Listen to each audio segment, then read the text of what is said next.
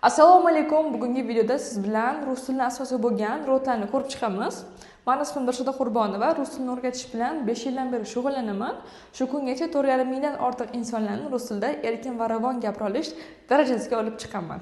Rus tilida 6 ta mustaqil so'z turkumi bor. Bular: имя существительное от, имя прилагательное сфат, глагол fe'l, местоимение olmosh, наречие ravish, имя числительное son.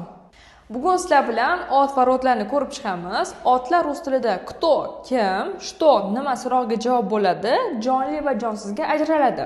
Кто это? Это человек. Что это? Это ручка. Otlarni oxiri qaysi harfga tugashiga qarab 3 ta guruhga bo'lamiz. Мужской род, женский род и средний род. Мужской род oxiri undosh harfga tugaydi. Например, мальчик, стол, дом. Va oxiri мягкий знакка tugaydi. Например, словарь. Papa, dядя, mужчина, дедушка so'zlarida oxiri a ya bilan tugasa ham, lekin erkak kishi bo'lgani uchun bular мужской род kiradi. Женский род oxiri a, ya va мягкий знакка tugaydi. Например, мама, песня, семья, дочь.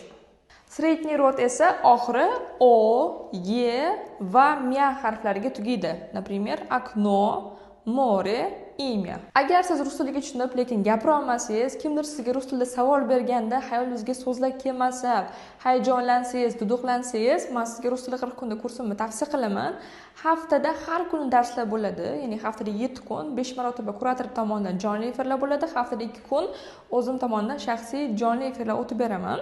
Ko'proq siz bilan bu yerda rus tilida gaplashib praktika qilamiz. Deylik, darslar qanaqa bo'lishini hozir men sizga tushuntiraman. Bugun o'tiladigan mavzu yedayi produkti. Har bitta o'quvchi qozon tayyorlaydi, kartoshka, piyoz tayyorlaydi. Darsni o'zida juvoy kurator sizga o'tadi, o'rgatadi, men ham o'rgataman. Siz bilan birgalikda hammamiz ovqat qilamiz. O'sha paytda siz bilan rus tilida ko'proq muloqot qilamiz, rus tilida savol-javob bo'ladi va sizda rus tilida muhit shakllanadi. Bu kursdan keyin siz rus tilida o'zingizga ishonch bilan erkin gapirishni boshlaysiz. Bu kurs prosta kecha yozilib, bugun sizga taqdim qilinmayapti. 4,5 mingdan ortiq o'quvchilarimni ishlagan texnikalarni men sizga beraman. Siz ham xudo xohlasa bu kursdan keyin rus tilida o'zga ishonch bilan, hech qanaqa hayajonlanmasdan, duduqlanmasdan, tutilmasdan fikringizni bemalol boshqasiga yetkazib bera oladigan darajaga chiqasiz. Agar sizga kursimiz qiziq bo'lsa, pastdagi havola orqali ro'yxatdan o'ting va sizga yordamchilarim aloqaga chiqadi va batafsil ma'lumot berishadi.